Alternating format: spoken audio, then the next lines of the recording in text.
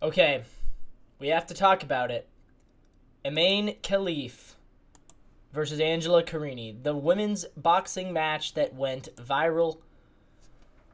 So Emaine Khalif is in the red. She represents Algeria. And the whole thing is that people think that she is a man pretending to be a woman.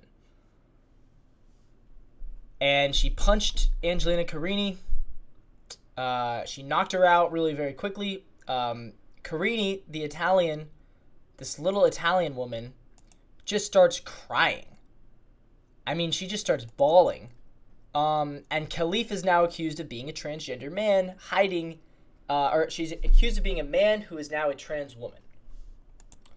Problem is, there's no evidence that she is. All the evidence points to Emaine Khalif being an actual woman.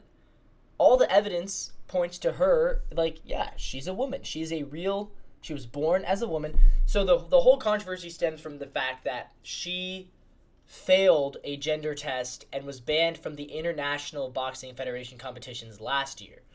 But the Olympics did not ban her. And so they're saying the failed test was just because she has chromosomal imbalance, but it's not. So she does have a Y chromosome. So I guess she'd be considered almost intersex, but she is still a woman. She has women's reproductive parts. She's always had them. So I think that, bottom line, I think that the hate to Emaine Khalif is a little bit uncalled for. I think that conservatives in America have jumped on this story because they are trying to rile people up. And I think Emaine Khalif deserves to compete. If she has the women's reproductive parts, yes, she has higher testosterone naturally. She has the Y chromosome. She was born with it naturally. And in that case, let her compete. Let her compete. Let her do her thing.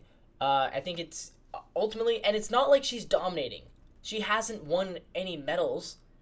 She's good, but she's not like the best in the world. It would be one thing if she was like clearly better than everyone and this is a intersex guy but beating up on women. Like, no, that's not what it is.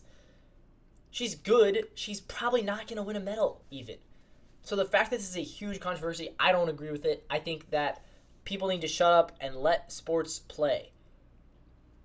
And because what else are you meant to do? Like, make an entire intersex division just for the few people who have special Y chromosomes who are women? Like, no, there's not enough people to do that. Now, maybe eventually there will be an entire category for trans people, for trans athletes. That could be a solution way down the road. But even this, but she's not trans. Like, she's literally born a woman. So I don't see how this should be controversial. I think people are just making things they're making a story out of something that isn't a story, and they're twisting it because they want to rile people up. And I don't think we should do that. I think we should let athletes be athletes and let them live their lives, don't care about their personal lives, and B, this shouldn't even be controversial. She's a woman.